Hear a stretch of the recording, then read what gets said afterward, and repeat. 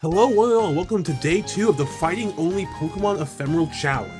Before we get into it, I just wanted to mention that when I opened the ROM today, I had a bad egg and I played in my PC box, and now I have to hope that doesn't freak up this save. So to give me a bit more luck, please subscribe. We start by heading to Slateport and delivering the Devon parts and battling Team Aqua. Archie has the once fearsome Carvana and a fucking Latios, which funnily enough goes down to one Karai jump. Then randomly a different character walks in, claims to be Archie, doesn't elaborate, and leaves. On our way to Melville, we're challenged by our rival Brendan once again. Brendan opens with the rock-type Grovyle who goes down to Olympia. His next Pokemon is a Psychic-type Oddish who falls to a Fire Punch. Next is Combuskin, who's still a Flying type and goes down to Bugsy's Shockwave.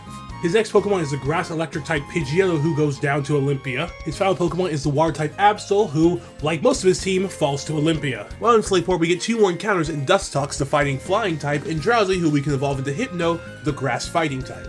After those captures, we challenge Watson. Watson opens with the Bug-Electric Kadabra, who goes down to a Fire Punch. Next is the Flying Electric Tauros, who keeps using Fly, and eventually goes down to Bugsy. Next up is Parasect, who is, you guessed it, Electric type.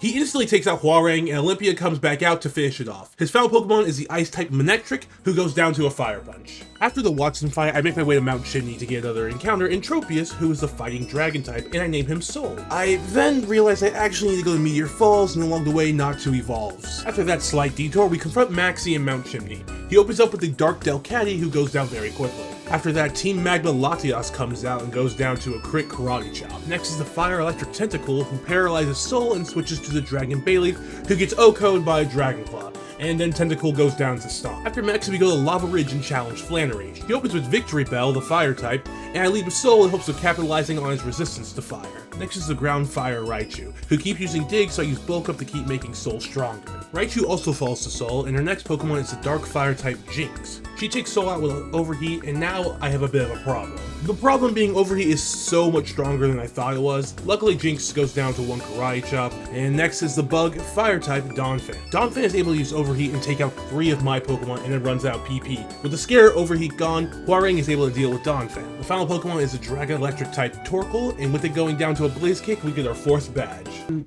And that's going to be it for day 2. Thank you all so much for watching. On the topic of the rare candies, I think Ephemerald just has rare candies in certain shops, so I probably didn't need to even have to cheat in the first place.